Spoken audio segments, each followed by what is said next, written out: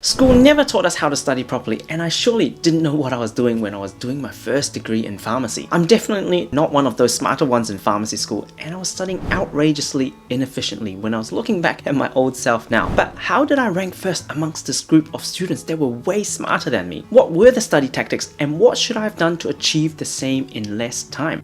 In this video, we're going to find out just that. If you're new here, welcome to my channel. My name is Hugo. I'm a study performance coach, doctor, and ex-pharmacist based in New Zealand. Now, over the past 8 years, I've started from one-on-one tutoring through to building online programs to help over 1,000 intern pharmacists, 1,500 student doctors, and over 100,000 high school and university students, including Harvard and Yale students, to get excellent grades by studying smarter and achieving more in less time. So let's dive right into today's video. So the year was 2011 when I was in second year pharmacy school, and it was on human physiology. So in my university, there will be a typical 20 to 30% fail rate for most courses. Now, for this specific course that was so hard, each year there will be more than 50% fail rate. So 1 in 2 of people actually had to resit this and actually stay back for an extra year because of this hurdle. It was hard because of the sheer amount of content that you needed to cover, an equivalent of actually learning 1,300 page textbook that they can test you on practically anything in this textbook. So let's dive right into the 4 key lessons that I learned from achieving top in this course. So number 1 is studying hard but not smart. So the first painful lesson that I actually learned was that I was studying hard but not smart. So my grades in high school was pretty average, and I really never learned to study properly. So I never really had friends that knew how to study properly, and of course the school never really taught us how to study at all. So when I was lucky enough to actually get into pharmacy, I knew that I need these top grades to get into my dream career, which was medicine. So in the first year of pharmacy school, I had this huge hit of imposter syndrome. I thought that I was the dumbest amongst others, so I actually had to work extra hard to get those good grades. I would be attending lectures typically for 8 hours a day, and then spend another 6 hours each day trying to make notes and also digest the content. And my study life balance was definitely out of whack, and I wouldn't have time for friends, wouldn't have time for my favorite hobbies, and I wasn't getting enough sleep either. Now yes, putting in all these hours and grinding like an ox has helped me achieve straight A's in my first year in pharmacy, but it wasn't until first semester in second year that I actually started to think, how can I actually work smarter? And this leads to the next few tips that I learned from getting first in this particular subject in my second year, and I've continued to use these tips until this date while studying. So number 2 key lesson is leveraging off other people's notes. So the first thing that I really learned about studying is that we don't really need to make our notes. This was actually part of some sort of my own perfectionism complex in not trusting other people making notes, because I think that they'll miss out on crucial details that would lead to my own downfall in exams. So I thought that by putting in more time making my own notes, this would be better than other people's notes. I actually happened to have a family friend of mine who have been doing really well with their studies, but I actually never bothered to ask her how she approaches their studies and actually learn from this. She did see me struggle and try very hard, so instead this time she actually offered to help in the form of providing her notes to me, which was very recent and very complete. So initially I hesitated to use this, although she was a top student, because I thought this act of progressive summarizing notes from lecture slides and textbooks would actually help and actually have all this information stuck to my brain. And obviously evidence and studies definitely do not support this, and I didn't know that back then, because the only thing that actually really works is to try to actively recall information, retrieve this information from your brain, and ironically this would make the information stick. I was really lucky that this family of mine was a top achiever, so getting resources and advice from top achievers is definitely the right thing to do because of their proven results. Now, back when I was first starting to get good results, I didn't really know the importance of subject scoping in terms of listing out all your learning objectives, because this is exactly what is going to come up in the exams. What I would previously do is study slide by slide, lecture by lecture, top to bottom, again and again, without actually gauging my knowledge on this particular learning points that the lecturers wanted me to focus on. I was actually highly inefficient because I'll be spending a lot of time on a lot of things that I know well already. So instead, I should have spent this time going through things that I have actually a big knowledge gap in, that I could improve my chances of scoring better should this particular topic come up in the exams. I also made this other video called The Ultimate Guide to Study Planning, explaining subject scoping in depth, and the link will be on the screen. So when I ended up deciding to use this top achiever's notes, it saved me literally hundreds of hours trying to summarize this textbook, which was already done for me. Also, the notes were done so well and so structured, addressing the learning objectives that would come up in the exams. In a way, I've actually created an unfair advantage over others who didn't have access to these notes, because I've outsourced this information gathering process and note-taking process, and now I have all this succinct high-yield exam notes in front of me. I now have all this time freed up so that I could actually focus on understanding, actually doing practice questions, which little did I know contributed to this 80-20 rule of my success of studies, which was subject scoping and active recall. Now, for those who don't already know the 80-20 rule, I've also made this video talking about this principle,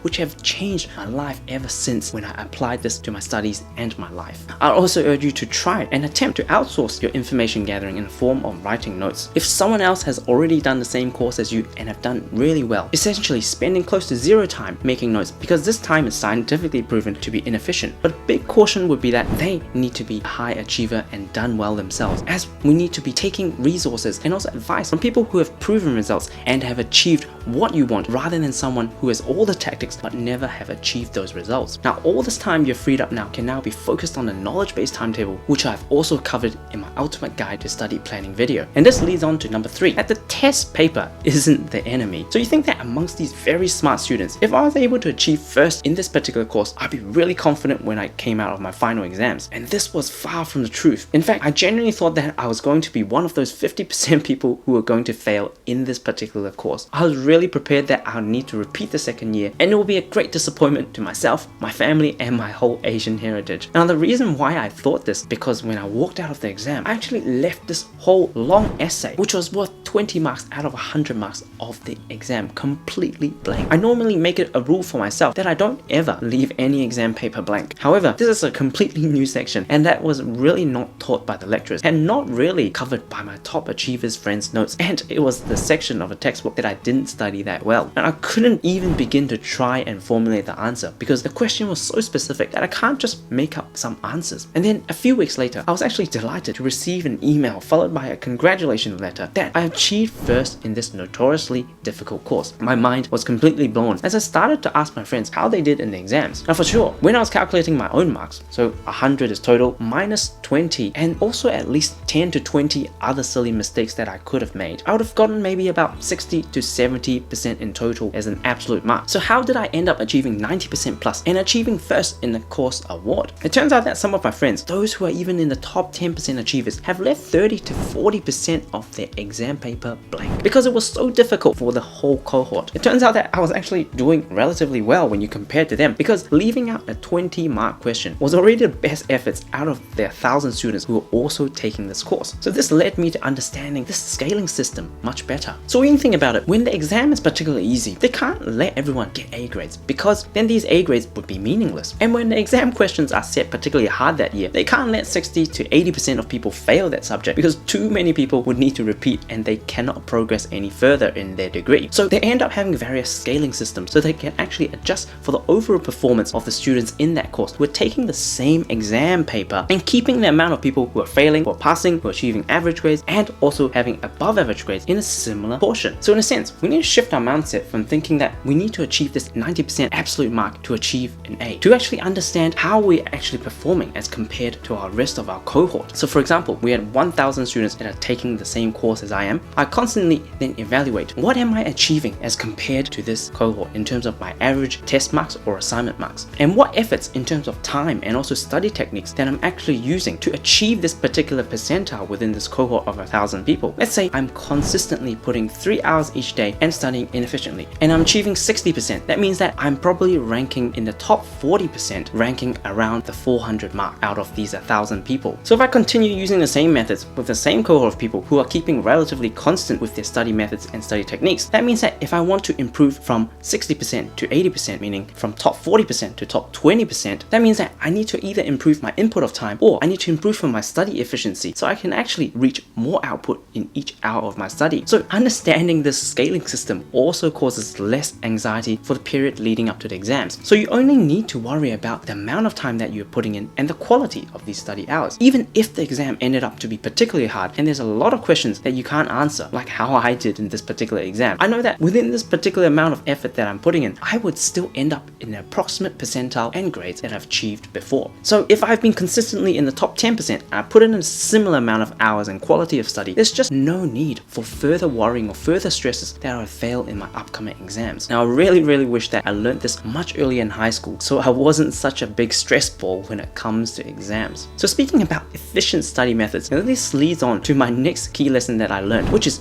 5-10-15 rule is your best friend. So having freed up so much time and not needing to put hundreds of hours to actually summarize this 1,300 page physiology textbook, I have so much more time focusing on understanding the concepts rather than putting all this time to summarize notes and lecture slides and textbooks. And I always placed huge emphasis on understanding the big picture concepts when it comes to physiology. There are a lot of concepts rather than dry facts that we actually need to memorize. And a method that I use is very effective, which I call the 5-10-15 method. Now this is where you take a foreign concept, you break it down into very simple words, and then you can actually explain it in very simple words to a 5-year-old, then to a more intermediate level that you can explain to a 10-year-old, then later on explain to a 15-year-old or a colleague that doesn't actually understand your subject, but you can actually get them to understand the concept that you're talking about. So one of my top contributors towards my success in this particular course was that my focus was on this 5-10-15 rule. I was actually always trying to explain and teach to my colleagues of the new concepts that was taught in the lectures. So in the time leading up to the exams, I'll be holding teaching sessions which held me accountable to actually know these learning objectives or topics that I was about to teach them, and also cover these very well myself. And once these concepts are sunk into my brain, these tend to stick around for a very long time, as compared to the rote learning that we used to do for dry facts, history dates, or a particular list of objects that we need to remember. So if you would like to learn more about how to avoid particular bad study habits that top students tend to avoid themselves, and how you can study more efficiently and achieve more in less time, please check out this video on the top 7 study habits of highly ineffective students. And I hope you enjoyed this video. Please subscribe for more, and I look forward to seeing you in the next one.